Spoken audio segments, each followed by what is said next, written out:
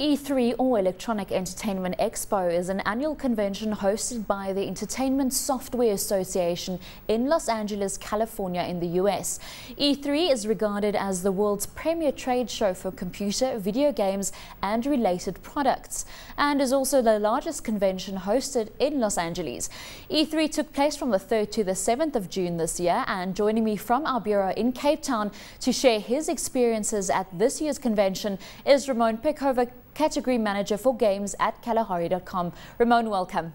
Now, it's been 2 weeks since you've returned from Los Angeles. Can you give us a quick overview of some of the highlights at this year's E3? Well, all the major key players actually had a really good showing this year, specifically Nintendo, where they showed a little bit more detail about the Wii U console, which is it's the new Wii that's going to come out at the end of the year. Also, PlayStation showed a lot of key products as far as really, I'd say, hardcore games go. They also displayed some stuff with Wonderbook, which is also made by J.K. Rowling. Xbox had a really strong showing with a new technology called Smart Glass as well, and also some really key product like Halo 4. Now, you've mentioned all of those consoles, Xbox, PlayStation, Nintendo. Who's ruling the roost internationally, and how are they faring on the local front? Well, internationally at the moment, Xbox has the largest console base, with PS3 a close second. We declined a little bit in the last year. The reason being is obviously because they announced their new console last year at E3, and then they said that they were going to actually release it last year, but they pushed it to the end of this year. So Xbox locally as well is also quite a strong competitor, but at the moment PC is the strongest format in South Africa. Now, globally, the video gaming industry is valued at about $65 billion US. What is South Africa contributing to that cut of the revenue pie? Well, South Africa is sitting at around about, at the end of 2011, they're sitting at 1.7 billion, which is quite high, especially when you consider it's bigger than music and DVD as well.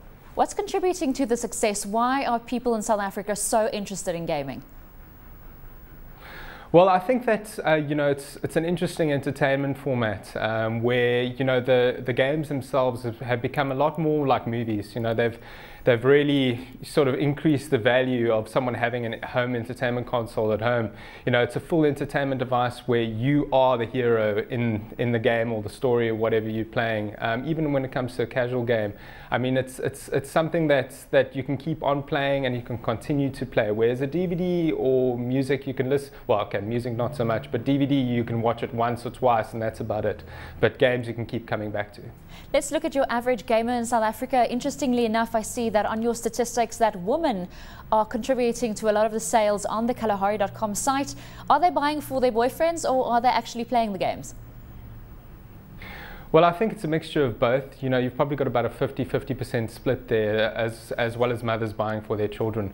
I'd say that the female market has grown substantially since the Wii was introduced. The Wii, had a game called Wii Fit, which was a fitness game, and basically introduced a lot of females into the gaming genre. So what happened is that those players wanted something more and wanted to play more hardcore titles, wanted to get into the gaming field, and I've definitely noticed a huge increase in female gamers in South Africa in the past 2 years. Speaking of the gaming field, things like LANing and shared gaming platforms, how's that growing in South Africa?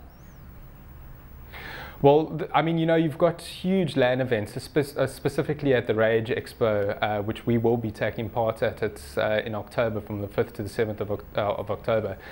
They've got the biggest LAN session in South Africa. I mean, the online market is huge, and most games are connected online, and most people are playing online right now. So, not just local LAN events, which used to be the case where people used to go play in their basement or garage with a whole bunch of friends. They are now playing huge events, and they're playing internationally as well, where we're competing against players around the world. Let's take a look at some of those hot titles. Which titles are set to be the most lucrative this year? I know that for Kalahari last year it was Battlefield 3 and Call of Duty Modern Warfare. Is Diablo 3 on that list? Well, Diablo 3 definitely, but that's been released already. So Diablo 3 did phenomenally well in South Africa. We had a midnight launch of the game, which was highly successful. But at the end of the year, I think we're going to see quite quite a different picture. I mean, we're going to see the new Call of Duty coming out, which is Call of Duty Black Ops 2. We've got FIFA, which comes out every year, FIFA 13. I played a bit of that at E3. It was fantastic. You know, you've got Assassin's Creed 3, Far Cry 3, the Wii U, which is coming out at the end of the year, which is a new console format, which has at least 23 launch titles on the format. I mean, the list is actually endless. I mean, the software showing at E3 this year was massive. So I really expect a good festive season for gaming. Ramone, fantastic. Thank you for joining us. That was Ramone Pickover, Category Manager for Games at Kalahari.com.